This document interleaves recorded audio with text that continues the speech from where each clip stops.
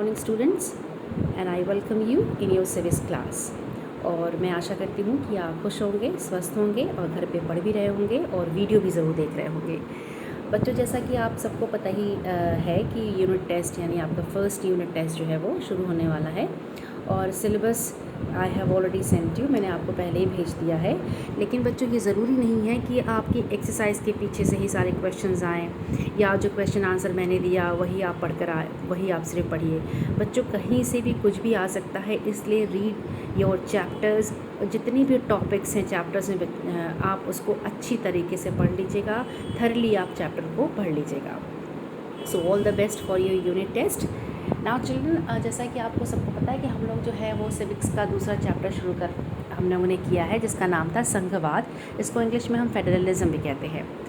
बच्चों, पिछले आगे बढ़ने से पहले थोड़ा सा हम जान लें कि पिछले हम लोगों ने क्या पढ़ा था। पिछले लेक्चर में हमने संघवाद शुरू किया था, तो हम एक बार आपको संघवाद या संगठनात्मक व्यवस्था या संघवाद किसे कहते हैं, और मैं आपको बता दूं कि एक बार फिर से आपको रिवाइज़ करा देती हूँ कि इस शासन व्यवस्था में एक ही समय में दो या दो से अधिक सरकारें काम करती हैं। इसमें प्रमुख रूप से दो सरकारें होती हैं, केंद्र और राज्य सरकारें, और दोनों को अपनी शक्तियां जो हैं वो संविधान से प्राप्त होती हैं। और ये दोनों सरकारें जो होती हैं बच्चों, एक दूसरे के प्रति उत्तरदायी ना होकर बल्कि जनता के प्रति उत्तरदायी होती हैं। और संगठनात्मक व्यवस्था के उल्टा अगर कहेंगे विपरीत तो व्यवस्था है एकात्मक व्यवस्था। और इस शासन व्यवस्था के अंतर्गत एक समान केंद्रीय सरकार काम करती है। देश की अन्य शासकीय इकाइयाँ जो होती हैं या सरकार होती हैं इस केंद्रीय सरकार के अधीन काम करती हैं, यानी उनका आदेश मानती हैं। और इस व्यवस्था में यानी केंद्रीय सरकार का आदेश अन्य जो है शासकीय इकाइयाँ जो हैं वो मानती हैं एकात्मक व्यवस्था में। और इस व्यवस्था में यानी एकात्मक व्यवस्था में और बच्चों इस व्यवस्था में यानी एकात्मक व्यवस्था में केंद्रीय सरकार प्रांतीय या स्थानीय सरकारों को आदेश दे सकती है।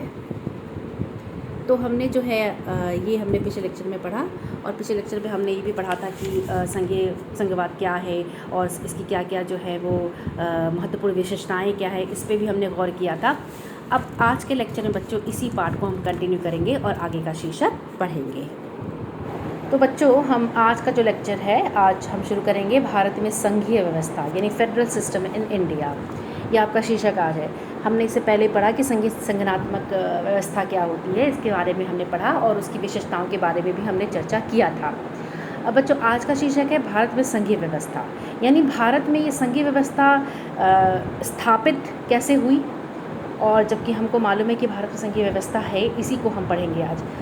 अब जैसे सपोज़ कीजिए कि हमने पहले भी देखा इसमें कि बेल्जियम और श्रीलंका जैसे छोटे देशों में भी जैसे हमारे यहाँ बहुत सारी डाइवर्सिटीज़ हैं, बहुत सारी विविधताएं हैं और विभिन्नताएं हैं, वैसे ही बेल्जियम और श्रीलंका के छोटे देशों में भी विभिन्नताएं हैं, और उनको उन्हीं विविधताओं को संभालने के लिए बहुत ही मुश्किलें पड़ती हैं। और अब बेल्जियम और श्रीलंका जैसे छोटे देशों में अगर विविधताओं को संभालने में मुश्किल पड़ती है, तो बच्चों आप गैस कीजिए कि हमारे बड़े हम भारत जैसे बड़े देश में इन विविधताओं को संभालने में कितनी मुश्किलें आती होंगी। तो कितना मुश्किल होगा इस तरह के विशाल देश में इस तरह की समस्याओं को सुलझाना, जहाँ पे बहुत सी भाषाएं हैं, जहाँ से बहुत से धर्म क्षेत्र, जहाँ बहुत सी भाषाएं बोली जाती हैं, जहाँ बहुत से भाषाओं को मानने वाले लोग, बहुत से धर्मों को मानने वाले लोग और बहुत क्षेत्रों में लोग रहते हैं। तो हमारे देश में सत्ता की साझेदारी की क्या व्यवस्था है, मतलब इस सत्ता की साझेदारी में संगठनात्मक किस तरीके से है, ये हम पढ़ेंगे। अब चलिए संविधान से हम शुरू करते हैं कि जैसा आपकी पता ही है बच्चों कि किस तरीके से बहुत ही दुखद और ब्लड शेड, बहुत ही एक संघर्ष और स्ट्रगल से जो है के बाद जो है हमारा देश भारत आज़ाद हुआ। अब आज़ादी के बाद बहुत कुछ समय बाद ही जो है बहुत सारे जो स्वतंत्र रजवाड़े थे, जो छोटे छोटे प्रोविंसेस थे, जिसके जो नवाब जो नवाबों बड़े बड़े नवाबों के अंडर में रहा करते थे क्षेत्र, वो राज्य जो है वो क्या हो गया, भारत में विलीन हो गए, भारत में मिल गए। इस तरह भारत का विस्तार भी हो गया। अब भारतीय संविधान ने भारत को राज्यों का संघ घोषित कर दिया। यानी भारतीय संविधान ने कहा, उसमें ये अंकित किया उसने स्पष्ट रूप से कि भारत जो है वो राज्यों का संगठन है, नहीं राज्यों का संघ है। जैसे हमारे यहाँ ना बहुत सारे राज्य हैं, इसलिए अब इस पर अब हम आते हैं कि किस तरीके से संघीय शासन व्यवस्था का सिद्धांत हुआ। सबसे पहले हम ये देख सकते हैं कि संविधान ने मौलिक रूप से बच्चों 2 स्तरीय शासन व्यवस्था का प्रावधान किया था। पहला तो ये कि संघ सरकार या जिसे हम केंद्र सरकार कहते हैं, दूसरा ये राज्य सरकार जिसको हम दूसरा ये राज्य सरकार। अब केंद्र सरकार को पूरे भारतीय संघ का जो है वो नेतृत्व करना था, यानी प्रतिनिधित्व करना था, उसको लीड करना था। बाद में इसका तीसरा वर्ग भी जुड़ा, जैसे कि बाद में पंचायत नगर पालिका भी संघ के रूप में भी संघीय शासन का तीसरा स्तर भी जोड़ा गया। पहले तो आपका सिर्फ संविधान में मौलिक रूप से अगर देखा जाए तो 2 ही स्तर की सरकारें का लेख था। पहला संघीय सरकार था, संघीय स्तर की सरकार जिसको हम केंद्र सरकार कहते हैं, दूसरा ये राज्य सरकार। तीसरा बाद में बच्चों और पूरे देश का यानी पूरे केंद्र सरकार को पूरे भारतीय संघ का प्रतिनिधित्व करना था, और बाद में नगर पालिका और पंचायत जैसे छोटी इकाई की सरकार है उसको भी संघरात्मक शासन में तीसरे स्तर पे जोड़ा गया। तो यहाँ संविधान में स्पष्ट रूप से बच्चों केंद्र और राज्य सरकारों के बीच जो है वो विधायी अधिकारों को 3 हिस्सों में बांटा गया था। यानी हम कह सकते हैं कि जो संविधान में स्पष्ट रूप से केंद्र और राज्य सरकारों के जो किसी मुद्दे किसी इशू पे कौन से मुद्दे पे कौन से इश्यूज़ पर अधिकार होंगे, उन अधिकारों को 3 सूचियों में बांटा गया। अब वो 3 सूची कौन सी है, चलिए उसके बारे में पढ़ते हैं। अब आपका देखिए ये है कि संविधान में स्पष्ट रूप से केंद्र और राज्य सरकारों के बीच अधिकारों के 3 हिस्सों में बांटा गया, जिन्हें 3 सूचियों में रखा गया है। वो कौन सी 3 सूची है? पहला है आपका संघ सूची जिसको हम यूनियन लिस्ट कहते हैं, और बच्चों संघवाद को फेडरलिज्म भी कहते हैं और हिंदी में यूनियनिज्म भी कहते हैं। तो यहाँ पे संघ सूची है और आपका यूनियन लिस्ट, राज्य सूची यानी स्टेट लिस्ट, समवर्ती सूची यानी कॉन्करेंट लिस्ट।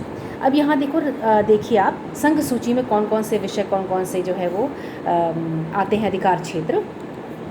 संघ सूची में बच्चों प्रतिरक्षा है, विदेशी मामले हैं, बैंकिंग है, संचार है और मुद्रा है जैसे राष्ट्रीय महत्व के विषय इसमें आते हैं। यानी संघ सूची में बच्चों जो है आपका जो है वो उन विषयों को शामिल किया जाता है जिन पर केंद्र सरकार जो है वो कानून बनाती है तथा जिनका प्रभाव देशव्यापी होता है। वो विषय जो होते हैं वो संघ सूची में आते हैं, जैसे कि बैंकिंग है, विदेशी मामले हैं, संचार है, प्रतिरक्षा है, इस तरह के राष्ट्रीय महत्व वाले विषय ये संघ सूची में आते हैं। अब इस पूरे देश में इन मामलों में एक तरह की नीतियों की ज़रूरत होती है और इसी कारण इन विषयों को संघ सूची में डाला गया है। और संघ सूची में कानून बनाने का अधिकार सिर्फ केंद्र को होता है, यानी जो इस सूची में जो विषय शामिल किए जाते हैं उन पर केंद्र सरकार कानून बनाती है। अब अगला है राज्य सूची। अब राज्य सूची में पुलिस, व्यापार यानी इस सूची में उन विषयों को शामिल किया जाता है जिन पर राज्य सरकार कानून बनाती है, जैसे कि आप कह सकते हैं पुलिस, व्यापार, वाणिज्य, कृषि और सिंचाई जैसे ये प्रांतीय और स्थानीय महत्व के विषय हैं।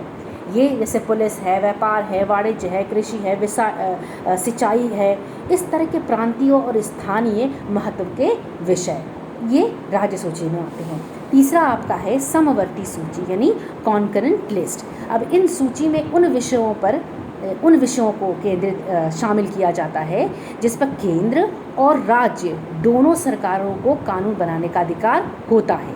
यानी समवर्ती सूची में आए हुए जो विषय होते हैं बच्चों उन पर केंद्र और राज्य दोनों ही सरकारों को कानून बनाने का अधिकार होता है, किंतु अगर किसी परिस्थिति विशेष में केंद्र और राज्य सरकार द्वारा बनाए गए कानून में टकराव की स्थिति अगर जाती है, मान लो अगर केंद्र और राज्य में टकराव अगर मनमुटाव की स्थिति आ जाती है, तो ऐसी स्थिति में केंद्र द्वारा निर्मित यानी केंद्र द्वारा बनाए गए कानून को ही लागू किया जाता है, उसको ही प्रभावी माना जाता है। यानी समवर्ती सूची में कौन कौन से विषय आते हैं, जैसे कि शिक्षा है, वन मजदूर है, संघ है, वन मजदूर संघ है, वन शिक्षा है, वन है, मजदूर संघ है, विवाह है, गोद लेना है और उत्तराधिकारी जैसे विषय जो केंद्र के साथ साथ राज्य सरकारों की साझी दिलचस्पी उसमें होती है। तो इन विषयों पे कानून बनाने का अधिकार राज्य सरकारों और केंद्र सरकार दोनों को ही है, लेकिन जब दोनों कानूनों में टकराव हो तो केंद्र सरकार द्वारा बनाया गया कानून ही प्रभावी होता है, उसको ही वही मान्य होता है। ये आपका हो गया समवर्ती सूची। अब बच्चों यहाँ एक सवाल ये भी उठता है कि जो विषय इनमें से किसी भी सूची में नहीं आते, क्योंकि ये जब संविधान बना था तब हमारा 1950 में संविधान लागू हुआ था बच्चों, तब देश की स्थिति दूसरी थी। अब की स्थिति जो है वो बदल चुकी है। बहुत सारे नए नए विषय जो हैं हमारे देश में आज़ादी के बाद उत्पन्न हुए, यानी कॉन्स्टिट्यूशन बनाने के बाद, संविधान लागू होने के बाद भी बहुत सारे विषय जो है हमारे देश में आगे आए, या बहुत सारे विषय भी हुए हमारे समाज में, हमारे देश में। तो अब यह सवाल उठता है कि अब वो विषय जो इन सब किसी भी सूची में नहीं आते हैं उनका क्या होता है।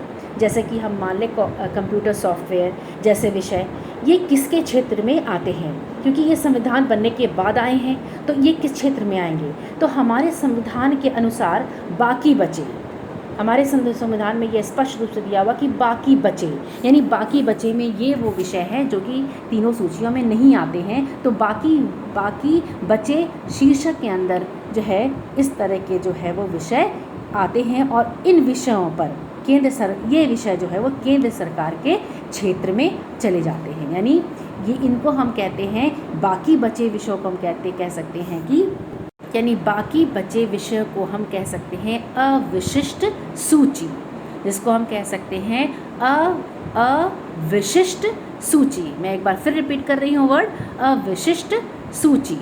इस सूची में वे विषय शामिल होते हैं जो संघ, राज्य और समवर्ती सूची में शामिल नहीं होते हैं।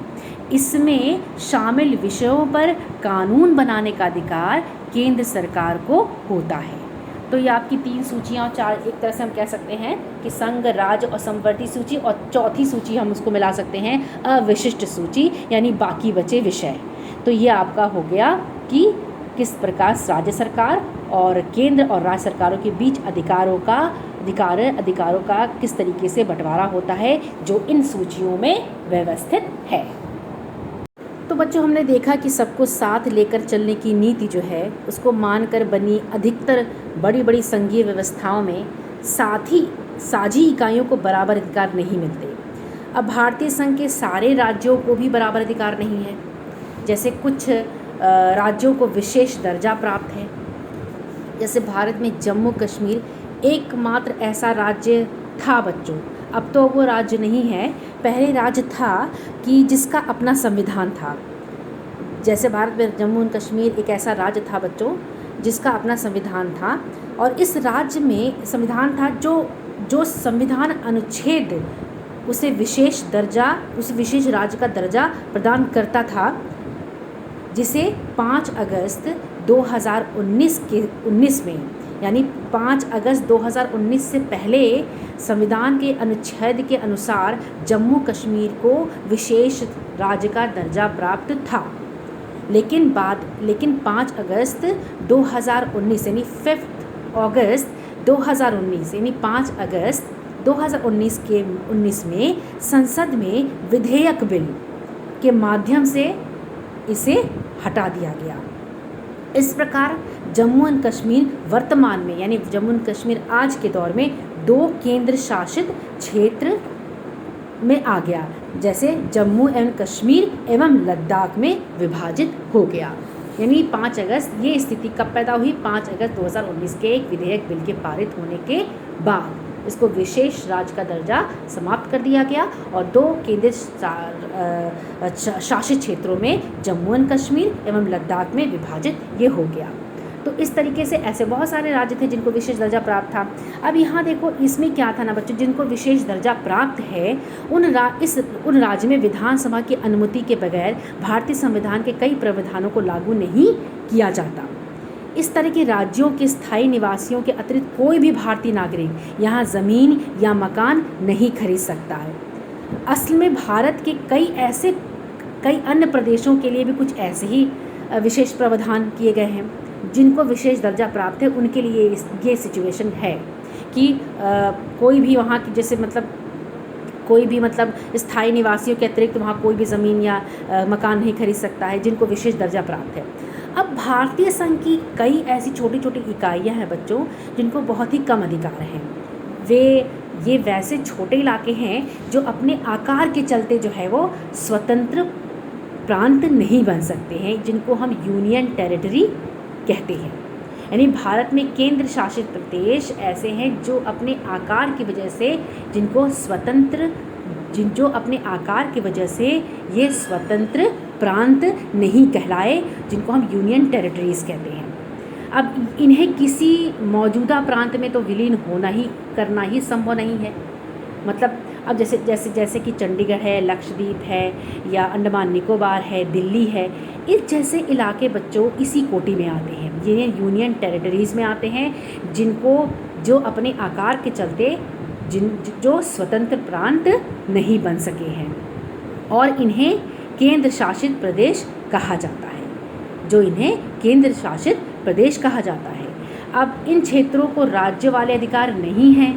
इन इलाकों का शासन चलाने का विशेष अधिकार जो होता है वो केंद्र सरकार को ही प्राप्त है। यानी इनको राज्य का दर्जा नहीं दिया गया। इनको कहने का राज्य का दर्जा कि राज्य के अधिकार नहीं दिए गए। ये स्वतंत्र राज्य नहीं है, ये स्वतंत्र प्रांत नहीं है, ये यूनियन टेरिटरीज़ हैं। यूनियन टेरिटरीज़ हैं जैसे चंडीगढ़, लक्षद्वीप, राजधानी दिल्ली, इन जैसे इलाके इसी कोटि में इसी कैटेगरी में आते हैं और इन्हें केंद्र शासित प्रदेश कहा जाता है। और इन क्षेत्रों को राज्यों वाले अधिकार नहीं दिए गए हैं और इन इलाकों का शासन चलाने का विशेष अधिकार किसको है? केंद्र सरकार को है। अब बच्चों एक सवाल हमारे दिमाग में ज़रूर आएगा कि क्या संविधान द्वारा केंद्र सरकार और राज्य सरकार को दिए अधिकारों में बदलाव करना आसान है? संविधान जो केंद्र और राज्य सरकार को अधिकार प्रदान कर दे रहा है, शक्ति प्रदान कर दे रहा है, क्या उसको चेंज करना, उसको बदलना क्या आसान है? अब ये हम कह सकते हैं कि केंद्र और राज्य सरकारों के बीच जो सत्ता का यह बंटवारा है बच्चों, वो हमारे संविधान की बुनियादी बात है और अधिकारों के इस बंटवारे में बदलाव करना आसान नहीं है। अकेले संसद इस व्यवस्था में बदलाव नहीं कर सकती। ऐसे किसी भी बदलाव को पहले संसद के दोनों सदनों में 2/3 बहुमत से मंजूर किया जाना होता है। फिर कम से कम आधे राज्यों की विधानसभाओं में उसे मंजूर करवाना होता है। हाँ, इतना आसान नहीं है कि कॉन्स्टिट्यूशन अगर राज्य सरकार और केंद्र सरकार को जो शक्तियाँ या जो अधिकार दे रहा है उसको बदलना एकदम से काम नहीं है। ये बहुत टफ़ काम है या कह सकते हैं कि ये जटिल काम है, कोई बहुत आसान काम नहीं है बच्चों। इसको करने के लिए जो है इस अकेले संसद इस व्यवस्था को बदल नहीं सकती है। तो ऐसे किसी भी बदलाव को पहले संसद के दोनों सदनों में 2/3 बहुमत की मंजूर किया जाना होता है। फिर कम से कम आधे राज्यों की विधानसभाओं में से उसे मंजूर करवाना पड़ता है। फिर संवैधानिक प्रावधानों और कानूनों की देखरेख क्रियाओं की देखरेख में न्यायपालिका महत्वपूर्ण भूमिका निभाती है। तो इसमें हमने क्या किया कि संविधान द्वारा किए गए अधिकारों के इस बंटवारे में बदलाव करना आसान नहीं है। अकेले संसद इस व्यवस्था में बदलाव नहीं कर सकती है। ऐसे किसी भी बदलाव को पहले संसद के दोनों सदनों में 2/3 बहुमत से मंजूर किया जाना होता है। फिर कम से कम आधे राज्यों की विधानसभाओं में उसे मंजूर करवाना होता है। तो बच्चों इस तरीके से ये बदल तो सकता है, लेकिन इस प्रोसेस के थ्रू। अब बच्चों संवैधानिक प्रावधानों और कानूनों की जो प्रोसेस है उसकी देखरेख जो है वो न्यायपालिका के अंडर में होती है और शक्तियों के बंटवारे के संबंध में कोई विवाद होने पर उसके हालत में जो है उच्च न्यायालय और सर्वोच्च न्यायालय ही फैसला करती है। सरकार चलाने और उसकी जिम्मेदारियां का निर्वाह करने के लिए ज़रूरी राजस्व की उगाही के संबंध में केंद्र और राज्य सरकारों को कर लगाने का भी विशेष अधिकार प्राप्त है। तो इस तरीके से बच्चों भारत में संघीय व्यवस्था इस प्रकार से व्यवस्थित है, जैसा कि अभी हमने चर्चा किया। अब बच्चों, भारतीय लोकतांत्रिक राजनीति के सामने बहुत सारी परीक्षाएं भी थीं। वो कौन कौन सी परीक्षाएं थीं? जैसे भाषा के आधार पर राज्यों का गठन करना था, भाषा नीति थी। ये दोनों समस्याएं, ये परीक्षाएं भी थी भारतीय लोकतांत्रिक राजनीति के सामने। तो चलिए हम इसके बारे में भी आगे डिस्कस करते हैं, पढ़ते हैं। अब बच्चों, भारत के आधार पर राज्यों का गठन, ये जो था हमारे देश के लोकतांत्रिक राजनीति के लिए पहली कठिन परीक्षा थी। अगर हम देखें कि भारत ने सन 1947 में लोकतंत्र की राह पर अपना जीवन यात्रा शुरू कर दी।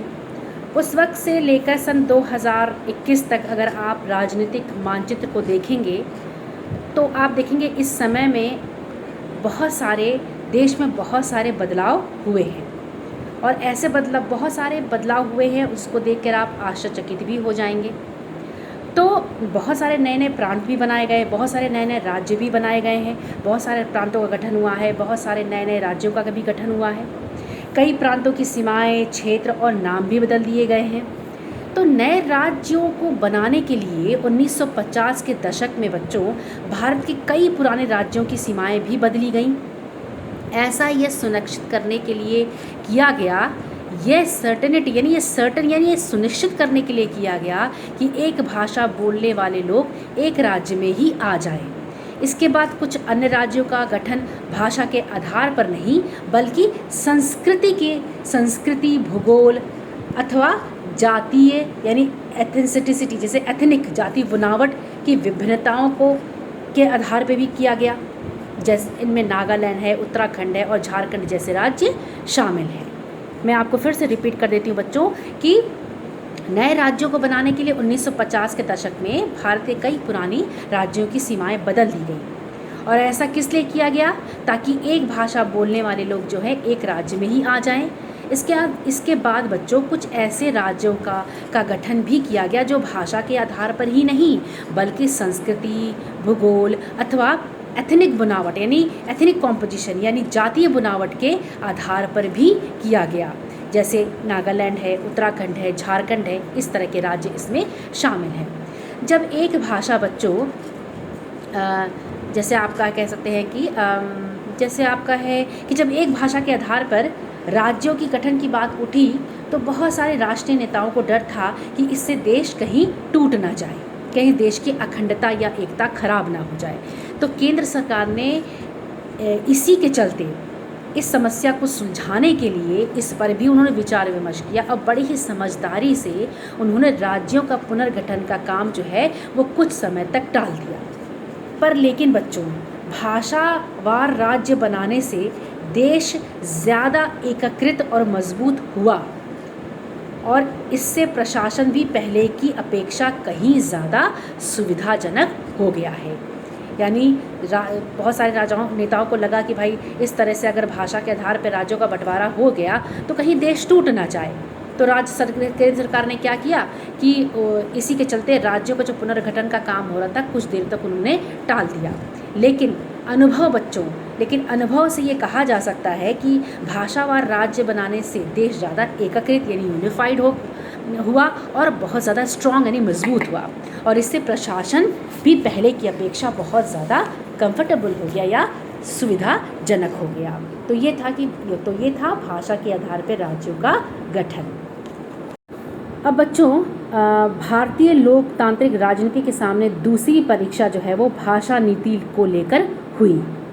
यानी पहली समस्या जो थी वो भाषा के आधार पे राज्यों का गठन करना था और दूसरी परीक्षा भारतीय लोकतंत्र राजनीति के सामने आई भाषा नीति को लेकर। हमारे संविधान में बच्चों किसी एक भाषा को राष्ट्रभाषा का दर्जा नहीं दिया गया है।